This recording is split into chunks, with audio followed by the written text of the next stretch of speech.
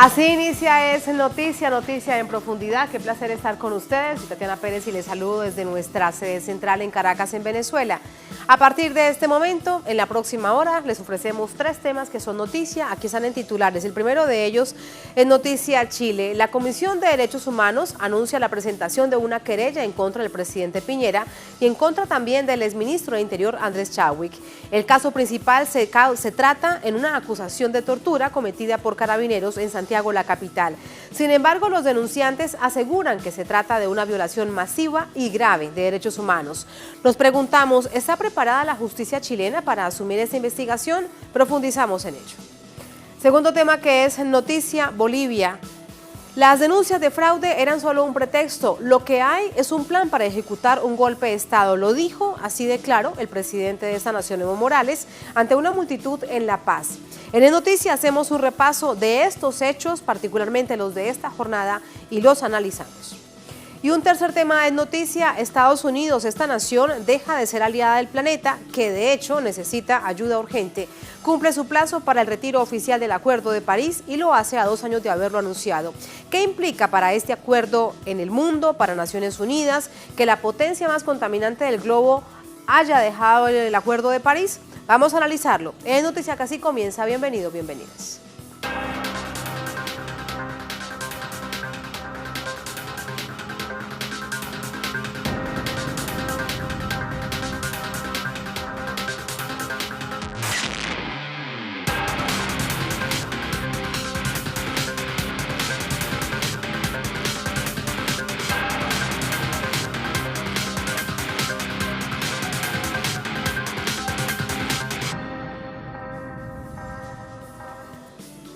En Noticia Chile, el presidente de esta nación, Sebastián Piñera, se niega a renunciar, pero además deberá enfrentarse a la justicia por violaciones masivas a los derechos humanos durante las 3 semanas de protesta que se registran en el país. Son más de 18 días. Abogados de varias instituciones han interpuesto una querella en contra del presidente por delitos de lesa humanidad.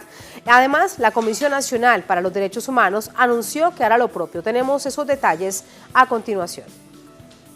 Las acusaciones sustentadas con imágenes sobre violaciones a los derechos humanos en Chile van en aumento. Este lunes, la joven Camila Miranda pasó a formar parte de la lista de víctimas de la represión. Recibió 4 disparos de perdigones en sus piernas por parte de carabineros en medio de la movilización en Plaza Italia. Pese a las graves heridas, Camila fue arrastrada y levantada detenida. Pasadas casi 24 horas y con sus piernas aún sangrando, fue cuando pudo asistir a un centro médico por sus propios medios. La ministra de la Mujer, Isabel Pla, no se ha pronunciado sobre este hecho y otras cientos de denuncias por violencia de género y delitos sexuales registradas los últimos días. Sí lo hizo para solidarizarse con 2 carabineras que resultaron heridas por una bomba molotov durante las protestas, quienes, según la ministra, cumplían su tarea de proteger seguridad en Plaza Italia. Las carabineras heridas también se ganaron titulares en medios locales e internacionales. No así la foto de Camila Miranda siendo arrastrada por carabineros. En medio de este panorama, el Instituto Nacional de Derechos Humanos, INDH, presentará 181 acciones judiciales por denuncias que incluyen homicidios cometidos por carabineros o militares, casos de violencia sexual y tortura, ocurridos desde el 17 de octubre hasta la fecha. El INDH registró hasta este lunes 4.364 personas detenidas, además, un total de 1.659 personas heridas, 40 por disparo de bala, 473 por disparo de perdigones, 305 por arma no identificada, 31 por balines y 160 con heridas oculares. Otra cifra impactante es que, en sus 9 años de historia, el INDH había presentado 319 acciones contra carabineros por torturas y otros tratos crueles, pero en solo 19 días ya presentó 145 querellas. Por estas razones, abogados de diversas instituciones y organizaciones defensoras de los derechos humanos anunciaron la presentación de una querella por el delito de crimen de lesa humanidad en contra del presidente Sebastián Piñera. La querella está dirigida como la máxima autoridad del país contra Sebastián Piñera y contra todos los que resulten responsables como autores, cómplices o encubridores. A las acciones judiciales contra el gobierno se sumó este martes la Comisión Chilena de Derechos Humanos, en conjunto con una agrupación de actores que también denunciaron las violaciones masivas a los derechos humanos que se viven en el país. El pueblo chileno despertó y el escenario para Piñera no es alentador. Y todas estas víctimas tienen rostro. Nuestra corresponsal ha encontrado alguna de ellas, buscándolas. De hecho, Paola, ¿cómo te va? Hasta poder conversar con ellas, como el caso de Camila, que te la encontrabas después de que de una manera muy clara se notaba que no habían tenido una buena atención. Bueno, de hecho ya llegar hasta el centro asistencial fue todo un problema. Quiero preguntarte de ello, ¿cómo te va? Además, ¿de dónde te encuentras ahora?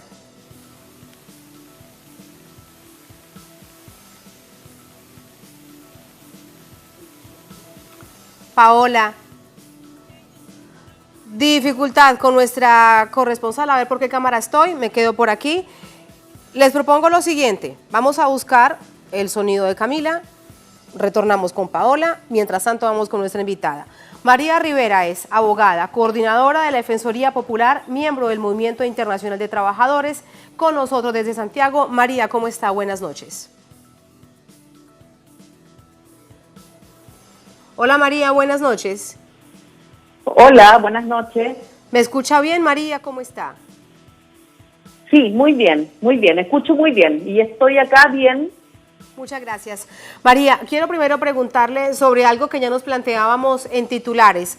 Son dos querellas que comienzan, en donde se identifican directamente al presidente Piñera como el responsable intelectual de la violación de derechos humanos. La justicia, ¿hasta dónde piensas que realmente podrá llegar para primero recibir la información, comenzar las investigaciones pertinentes ante tal gravedad de hechos?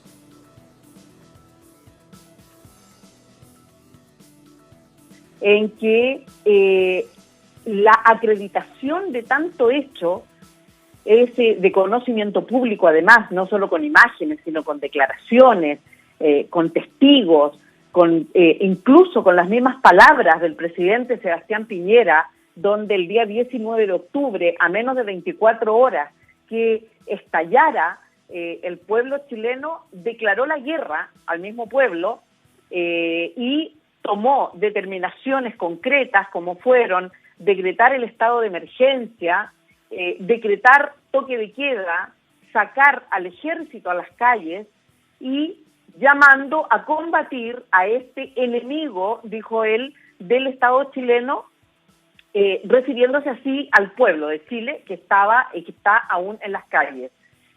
Todas esas situaciones nosotros creemos que efectivamente constituyen el crimen de lesa humanidad, toda vez que se dan los presupuestos que exigen los tratados internacionales vigentes para el Estado chileno, tanto así como el Estatuto de Roma, donde dicen que los crímenes de lesa humanidad tienen que desarrollarse en un periodo definido. Llevamos ya, como bien lo dijo en la introducción usted, casi 3 semanas de vulneración grave a los derechos humanos y a un sector masivo de la población.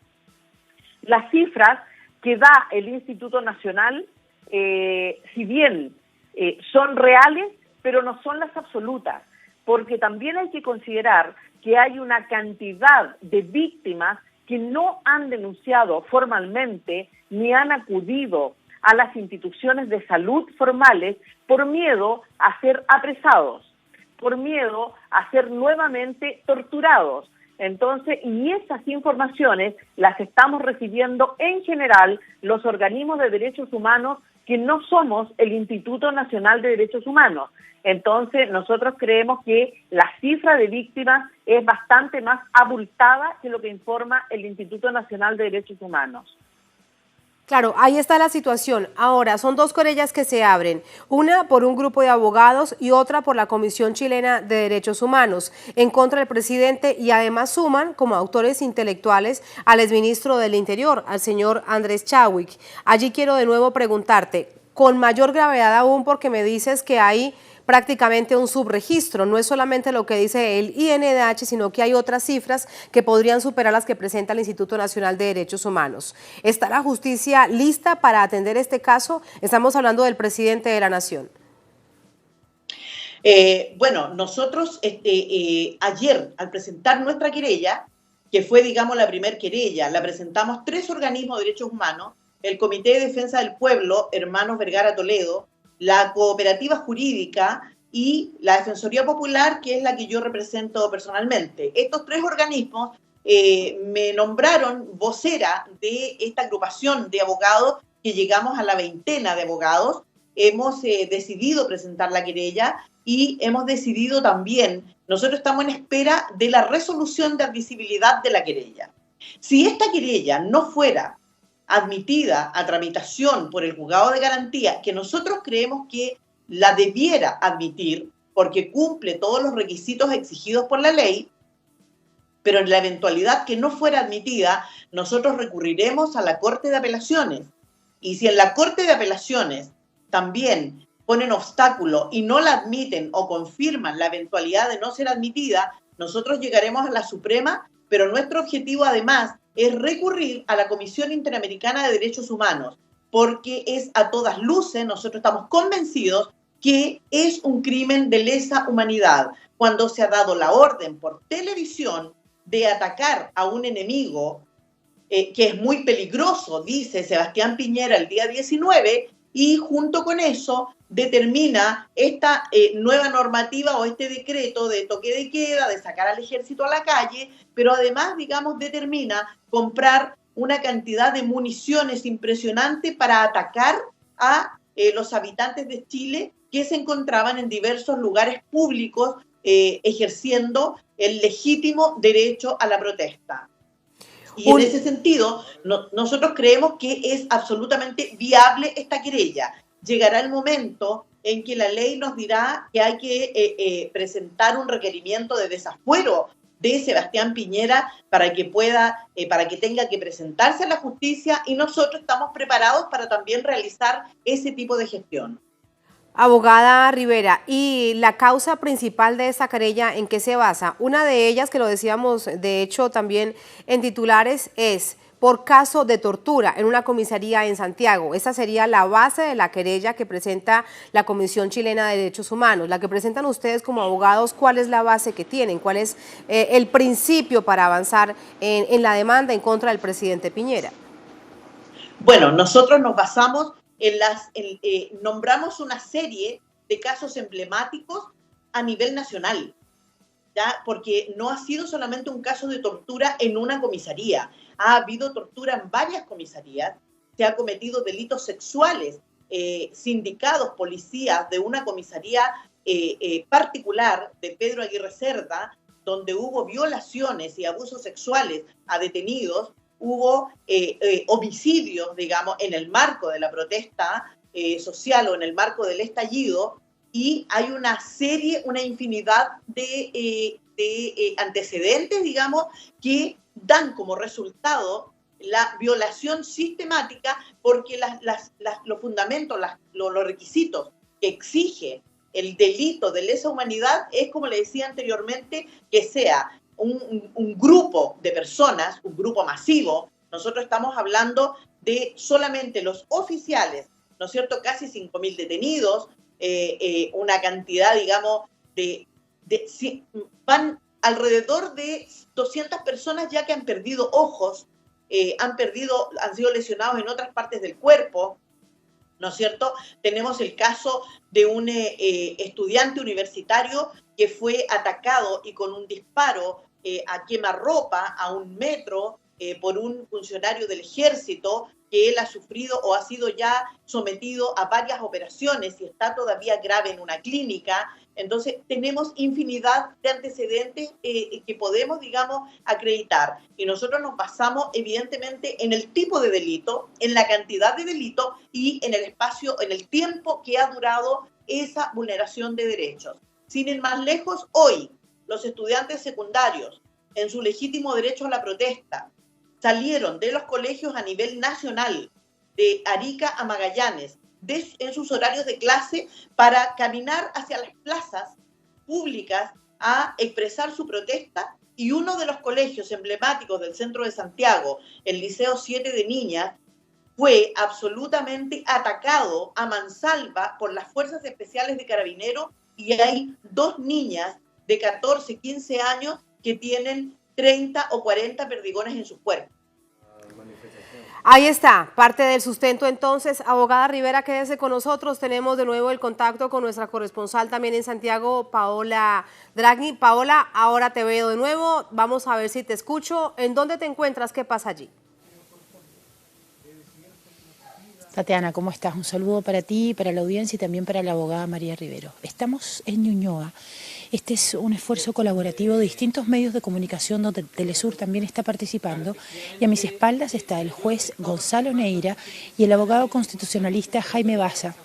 Ambos están haciendo una conferencia justamente para entender, primero, la ilegalidad de todo lo que ocurrió en Chile bajo este supuesto estado de excepción y el toque de queda. Las detenciones serían completamente legales, están explicando, pero además están también abordando el tema de las violaciones a los derechos humanos. Y es muy interesante comprender la diferencia entre la masividad de la violación a los derechos humanos y la sistematización.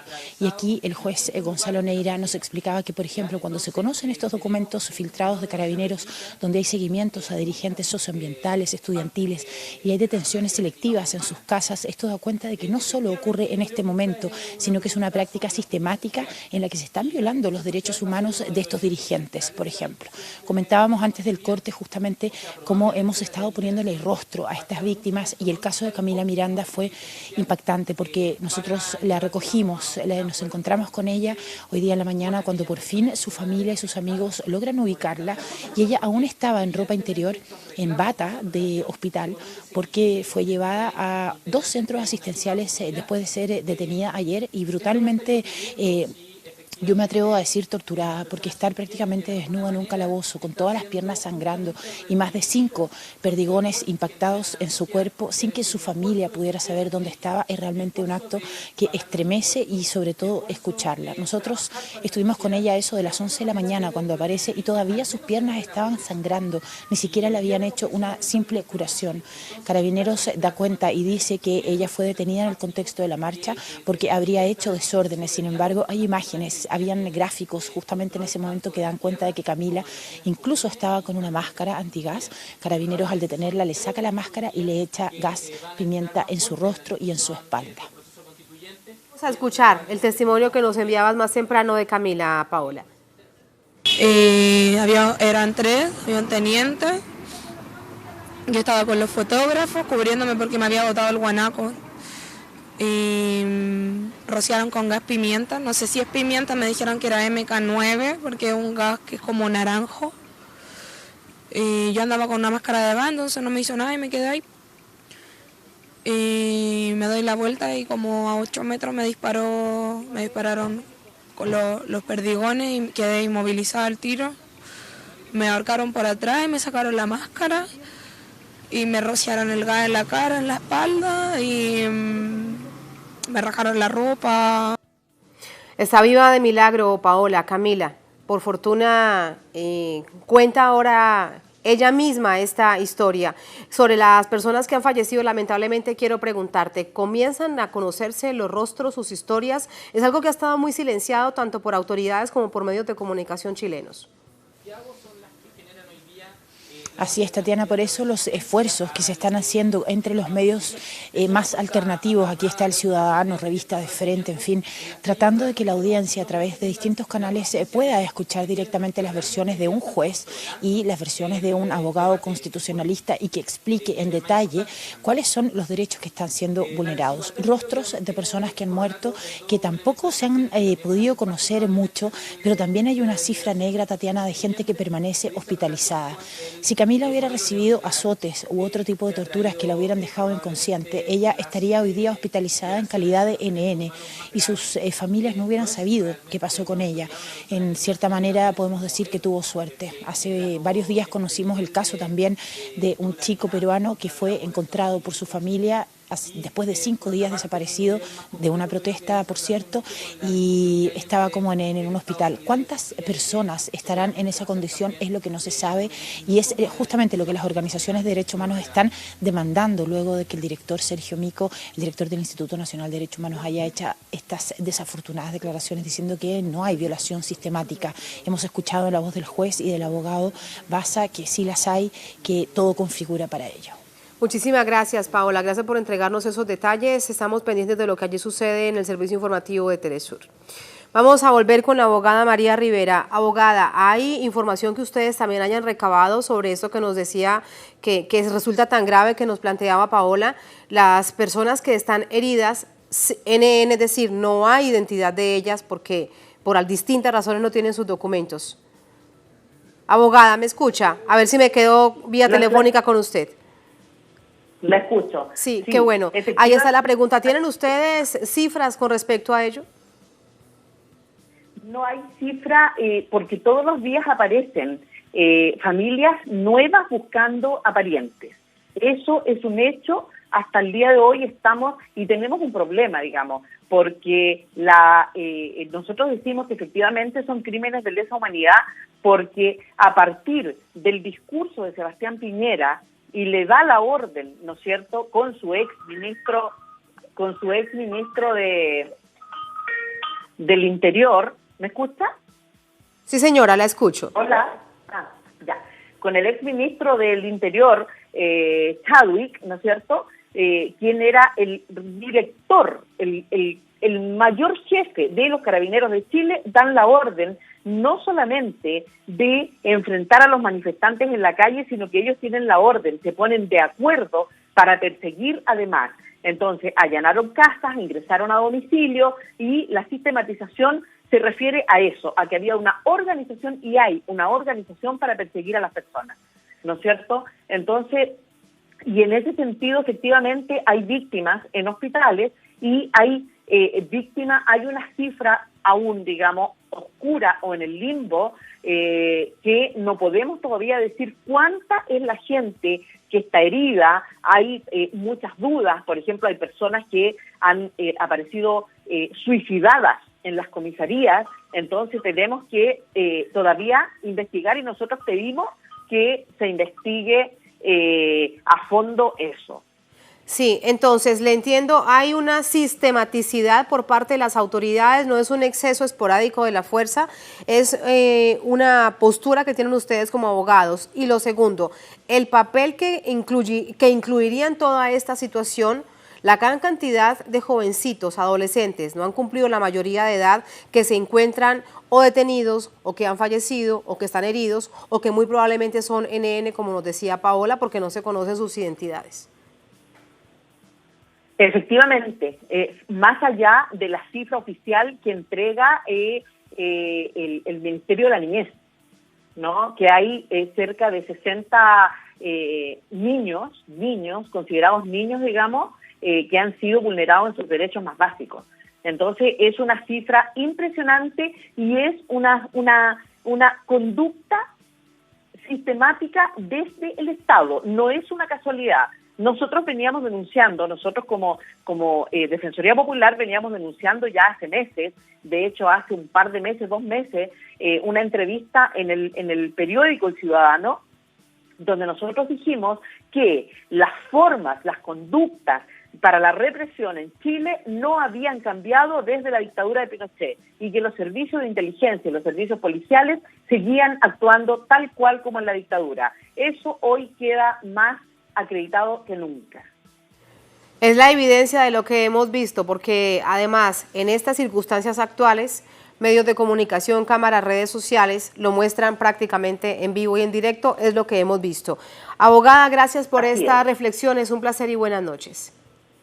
Buenas noches. Buenas noches, la despido vía telefónica a la abogada en materia de derechos humanos, miembro de la Defensoría Popular desde Chile. Así nos vamos a la primera pausa en esta emisión de Es Noticia. Al volver en Noticia Bolivia, las denuncias de fraude eran solo un pretexto, una excusa. Lo que hay es un plan para ejecutar un golpe de Estado. Lo dijo así de claro este martes el presidente de Bolivia, Evo Morales, ante una multitud en La Paz. Ahí la ven ustedes en las imágenes. En Es Noticia hacemos un repaso de estos hechos y los analizamos. Ya venimos.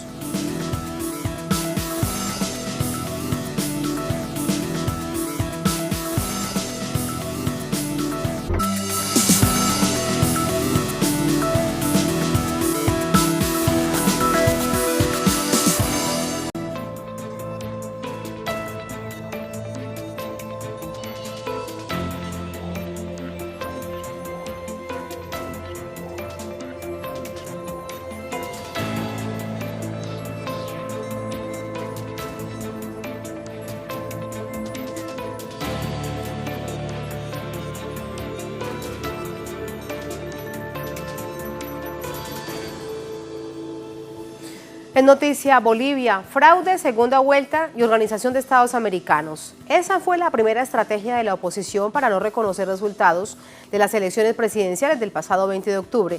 Ahora, con la OEA auditando el proceso, la estrategia es que renuncie el presidente. ¿Qué pasó esta jornada? Lo revisamos. Como lo había prometido Fernando Camacho, quien pretendía con su viaje hacer firmar al presidente Morales una carta de renuncia, llegó al aeropuerto del Alto, que sirve a La Paz. Los movimientos sociales instalados a las afueras del aeropuerto, en rechazo a la presencia del opositor, impidieron su salida del lugar. Es la cuna de valientes, la ciudad del Alto representa la cuna de valientes, es tumba de tiranos, y ningún dictador cívico como este Luis Fernando Camacho va a venir a enseñar cómo se gobierna y qué es democracia. Señalado de ser uno de los principales promotores de la violencia racista desatada en el país, Camacho permaneció durante algunas horas en las instalaciones del aeropuerto antes de volver a Santa Cruz en un avión militar. Dispusimos que en todo momento se monitoree la situación de su seguridad y, como hemos señalado en un comunicado, ante desinformaciones que estaban circulando, el Ministerio de Gobierno comprometió resguardar la seguridad del señor Camacho y sus delegados. A mitad de jornada, en una declaración a medios, el ex candidato presidencial Carlos Mesa declaró que no aceptarán los resultados de la auditoría del proceso que realiza con acompañamiento de la Organización de Estados Americanos, OEA, y otros expertos internacionales. Se sumó a la solicitud de renuncia del jefe de Estado. Tenemos el objetivo absolutamente claro. El objetivo es que Evo Morales salga del gobierno. En medio de este escenario, de claro desconocimiento del orden constitucional, el presidente Evo Morales emitió declaraciones ante una gigantesca concentración del pueblo y movimientos sociales en el centro de La Paz. Ahora nos damos cuenta que no había sido fraude, sino golpe de Estado. Y eso estamos enfrentando, y por eso, hermanas y hermanos, saludo a nombre del hermano vicepresidente que nos acompaña, a todas y a todos, por esta voluntad, por esta espontaneidad, para enfrentar y rechazar y derrotar el golpe de Estado de los racistas. Con un llamado al respeto y reconocimiento entre los bolivianos, en el marco de la democracia como fundamento para dirimir sus diferencias, el presidente Evo Morales pidió se reconozca el voto indígena, que es mayoría en el país. Sumamos más información a esta hora desde La Paz con nuestro corresponsal Freddy Morales. Freddy, preguntarte por Fernando Camacho, el que ahora se erige como la mayor figura de la oposición. Se regresa a Santa Cruz. Se decía en la tarde que volvería a La Paz, pero ahora resulta que será mañana. Cuéntanos qué se sabe.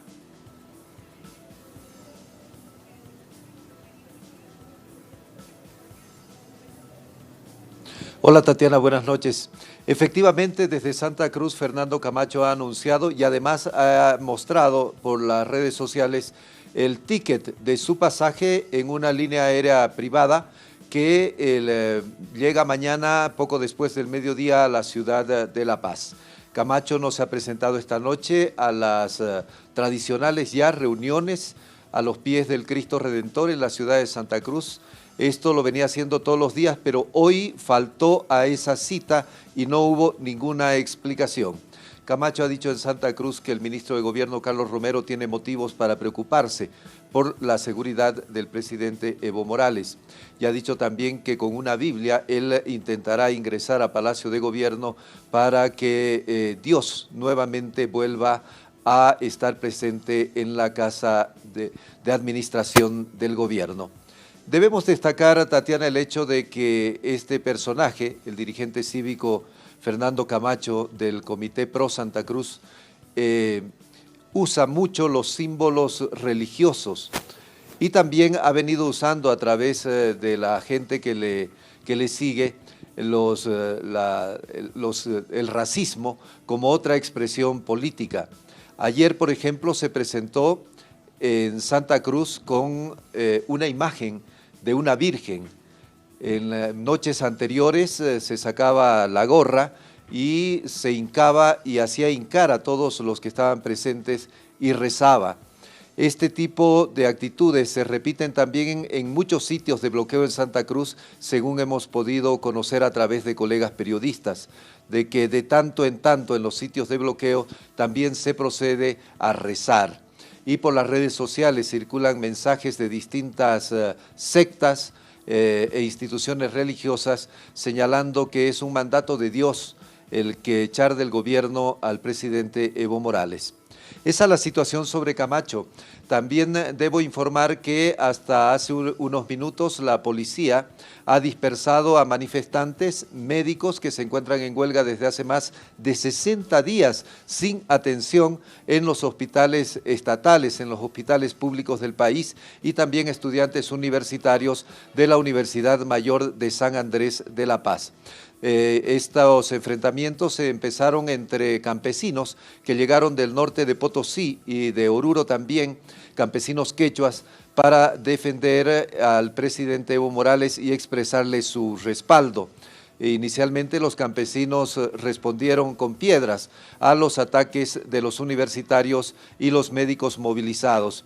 Posteriormente la policía intervino y hasta hace unos minutos todavía se estaban dispersando ya prácticamente en toda la zona central de la ciudad estas manifestaciones.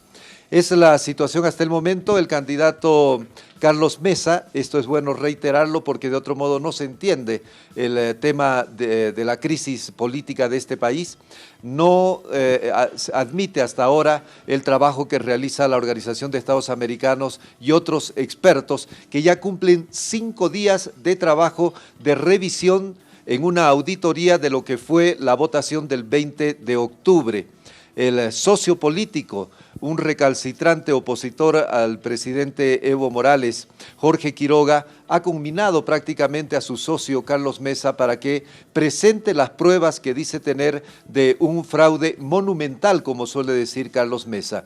Jorge Quiroga le ha dicho a su socio político que si alguien tiene pruebas sobre un fraude electoral, no debe esconderlas, sino que su deber es mostrarlas. Tatiana.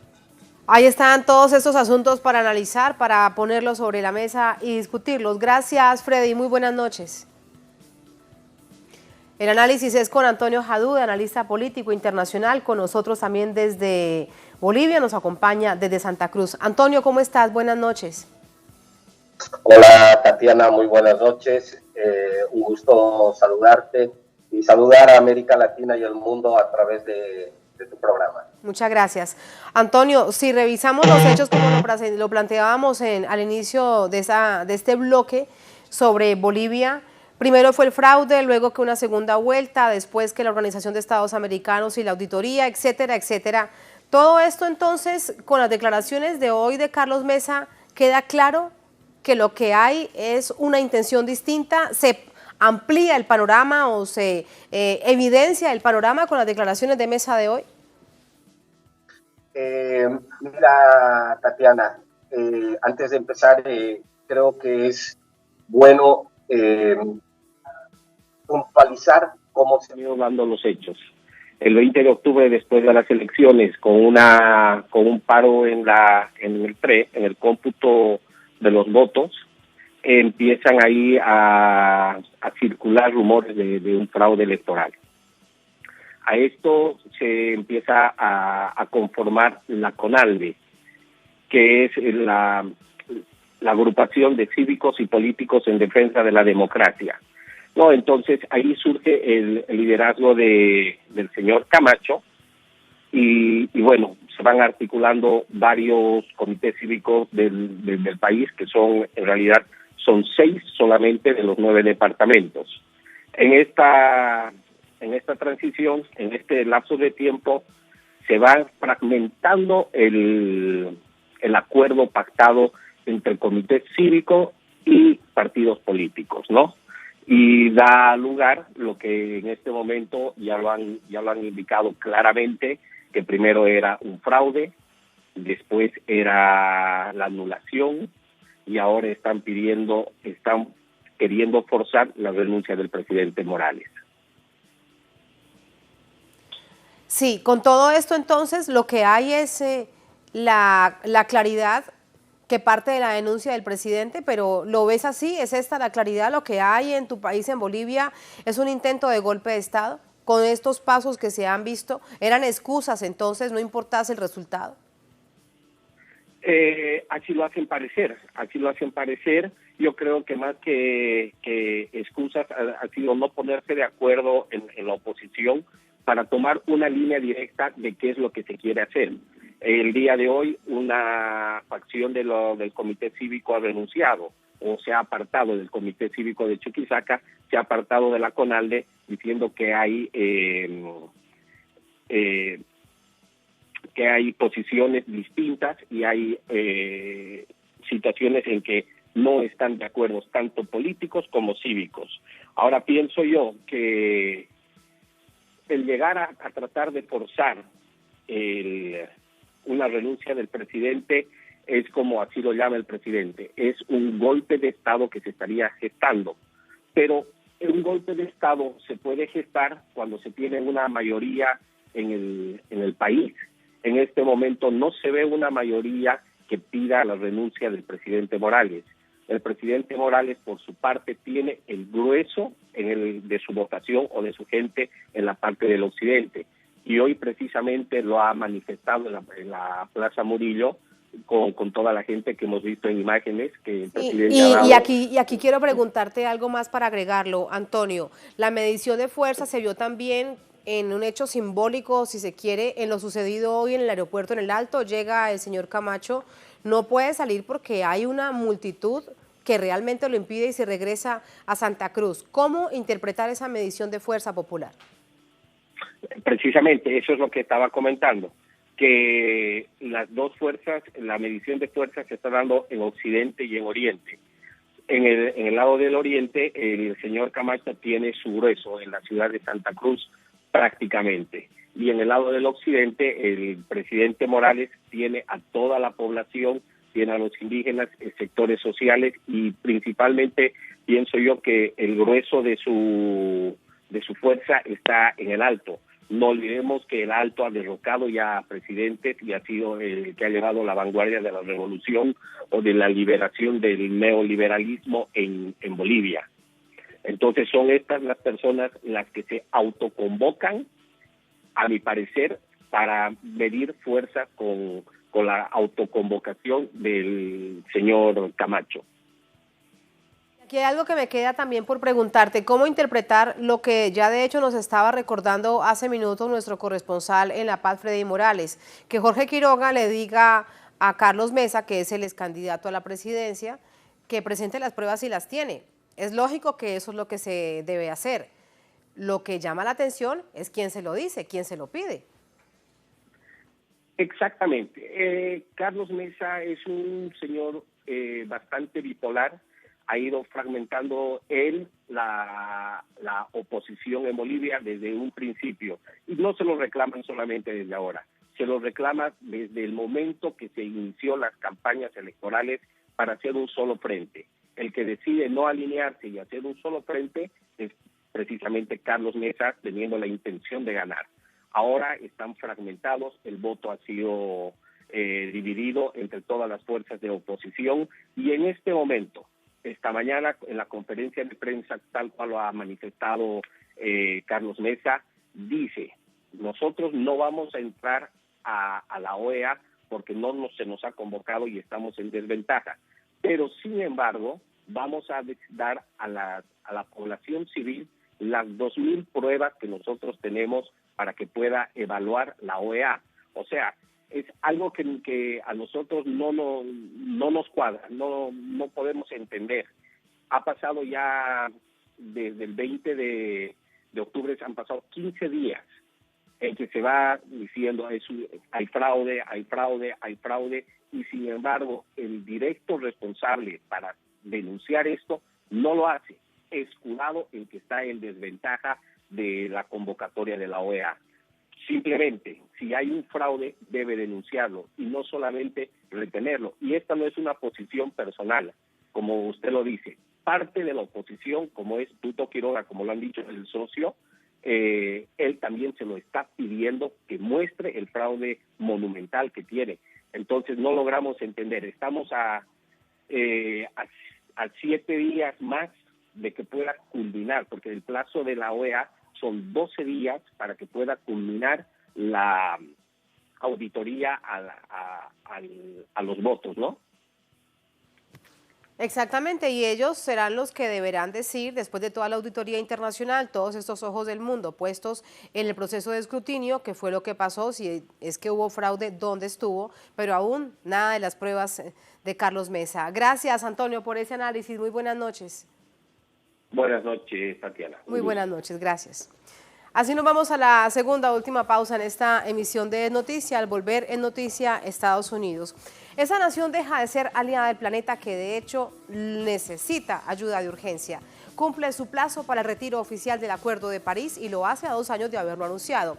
¿Qué implica, nos preguntamos, para este acuerdo el retiro de la potencia más contaminante del globo? Vamos a analizarlo al volver, estamos en Es Noticia.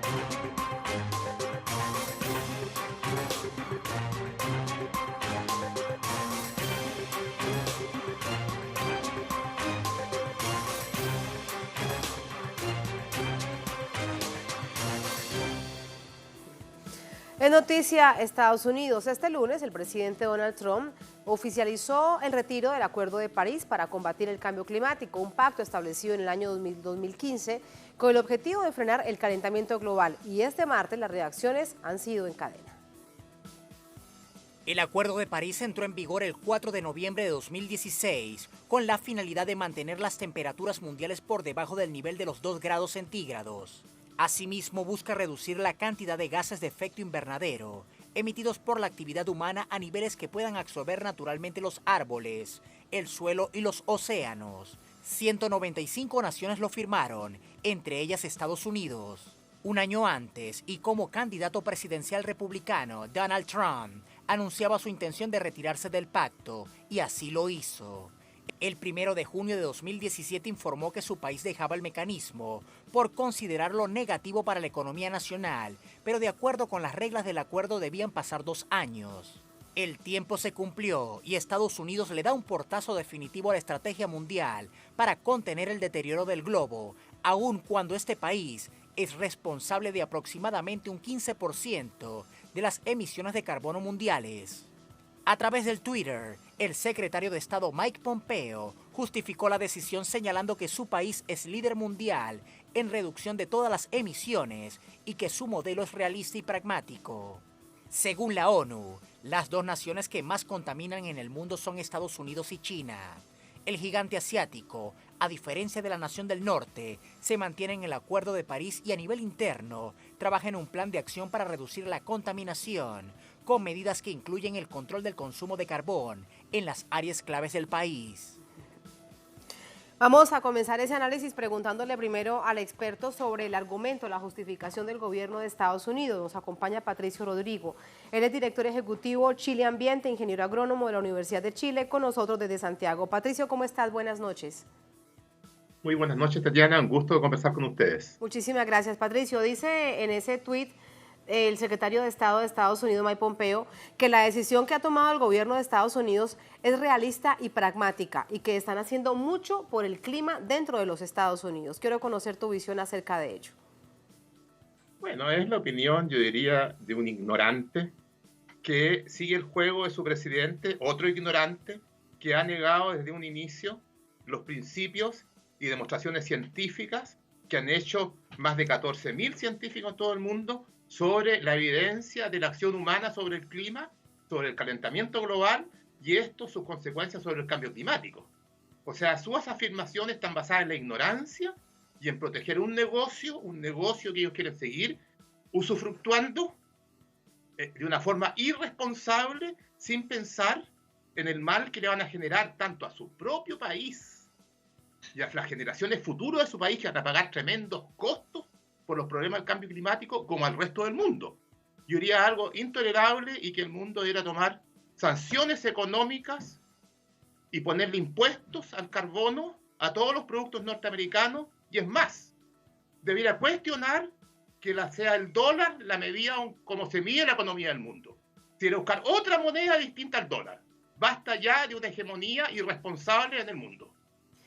Esa es la justificación, el argumento del gobierno de Estados Unidos. Ahora te pregunto, las implicaciones reales, concretas, y de hecho, si se quiere usando la palabra del gobierno de Estados Unidos, pragmáticas, del retiro de Estados Unidos del Acuerdo de París. Hoy vimos una cantidad de reacciones, ambientalistas, líderes europeos, líderes asiáticos, diciendo que es algo muy malo para el planeta. Sin embargo, que todos se mantienen. Son más de 185 naciones que han firmado el Acuerdo de París. ¿No resulta en todo caso suficiente? Nos preguntamos. Sin duda, muchas naciones se mantienen, no todas han ratificado los compromisos, los NDC, los compromisos de reducción como países, de reducción de emisiones, eso aún está débil. Las COP en general, las 25 COP, sumando la que se iba a hacer ahora en Chile y que se corre a España, a Madrid, por razones, yo diría, de los movimientos sociales chilenos que han explosionado producto de las demandas sociales insatisfechas. Esas COP en realidad han servido bien poco. Cada COP ha seguido aumentando la emisión, y el protocolo de Kioto, que fue una de las primeras COP que se hizo, no se ha cumplido. O sea, el mundo ha venido, en general, el sistema neoliberal del mundo ha venido chuteando la pelota hacia adelante en el cumplimiento, la reducción de emisiones. Las grandes corporaciones, que son las responsables de las gigantescas emisiones que hay hoy día como pasivo ambiental en la atmósfera, como contaminación de CO2 en la atmósfera, no quieren seguir dejando emitir para seguir lucrando y acumulando dinero en sus propias cuentas bancarias y sus sistemas capitalistas. Entonces, tampoco las COP han sido lo suficientemente proactivas para resolver el problema. El mundo debería ver cómo va más allá de las COP y cómo se involucra, diría, un sistema más bien internacional que también implique un nuevo orden ecológico. Así como hay un orden económico, debería haber un nuevo orden ecológico que respete las restricciones del planeta y que permita la pervivencia, la sobrevivencia del ser humano en el planeta, y hoy día, con COP incluida, no lo estamos cumpliendo.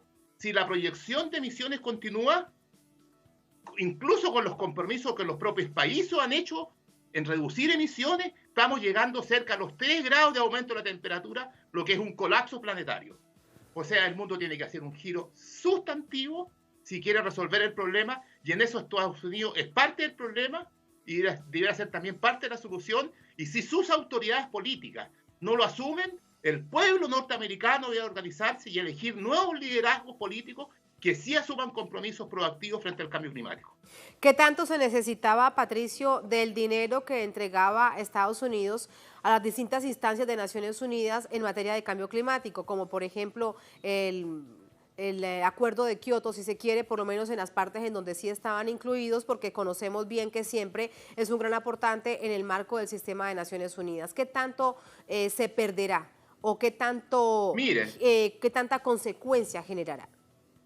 Mire, muy poca. Los recursos que entregaban eran miserables, en realidad los recursos que se necesitan. Y además todos estos recursos quedan entrampados en las burocracias del Banco Mundial y otro tipo de instancias que se creaban para administrar estos recursos, y lo que le llegaba a los países era bien poco. O sea, en realidad no estamos perdiendo mucho en términos de los recursos que ponía Estados Unidos, porque eran recursos miserables en relación al impacto ambiental que ellos están ocasionando al planeta. O sea que hay que buscar otros mecanismos de financiamiento y preparar a los países para adaptarse al cambio climático y transformar sus economías hacia sistemas resilientes que soporten el cambio climático que se les va a venir sí o sí encima. Esto ya es inevitable, es imparable. Hay que reducir emisiones, sí, pero sobre todo prepararnos para ser resilientes, es decir, para resistir el cambio climático que se va a venir encima de muchos países, con la disminución del agua, el aumento de las temporales y efectos catastróficos del clima, las olas de calor, etc. Bueno, allí en el Caribe, tan cerca de nosotros, aquí en esta parte de América Latina, de América, tan cercanos al Caribe, vemos los efectos que ha generado año tras año la devastación producto del efecto del cambio climático, solamente para plantearte un ejemplo. Y me queda algo por preguntarte. Si no son las COP, si no es Naciones Unidas, Patricio, ¿quiénes entonces, qué naciones están llamadas realmente a atender una situación tan grave para el planeta? Mire, yo creo que o cambiamos Naciones Unidas como está hasta ahora, o sencillamente va a ser un instrumento inútil para resolver este problema. Yo quizás el grupo Los No Alineados debiera tener una posición frente a esto y tomar acciones concretas desde sus propios países. Tenemos que proteger nuestros campesinos, proteger nuestra agricultura, proteger las fuentes de agua, proteger la biodiversidad de nuestros territorios, especialmente en Latinoamérica, que somos un reservorio mundial de biodiversidad, y en eso está la estabilidad futura de nuestra civilización. Y eso tenemos que protegerlo ahora. No dejar que vengan a expoliar nuestros recursos, que las transnacionales depreden nuestros recursos naturales, nuestra biodiversidad, las transformen en dinero que sale fuera de nuestros países y nosotros cada vez nos empobrecemos más. Yo creo que tiene que haber un cambio político, un nuevo eje para proteger a la humanidad del cambio climático, y las COP no están dando resultados, se gastan millones y millones en conferencias que a veces sirven de nada y se sigue haciendo más de lo mismo y se mantiene el statu quo. O sea, ganan los que están haciendo más de lo mismo y enriqueciéndose con la destrucción planetaria. Es decir, necesitamos una nueva visión y una nueva política frente al cambio climático mundial. Muy interesante este análisis y preocupante además. Muchísimas gracias, Patricio. Buenas noches. Como no, un gusto conversar con ustedes. Saludos a toda su teleaudiencia. Muchísimas gracias. Fuerza Latinoamérica. Muchísimas gracias, Patricio. Gracias a ustedes por habernos acompañado. Ponemos punto final a esta emisión de Noticias. Cerramos nuestra pantalla tradicional. Nos quedamos en redes sociales. @NoticiaTelesur, @TatianaTelesur durante esta jornada. Otro hecho fue noticia, se dio en Brasil, en nuestra América Latina. Con eso los dejamos. Hasta mañana.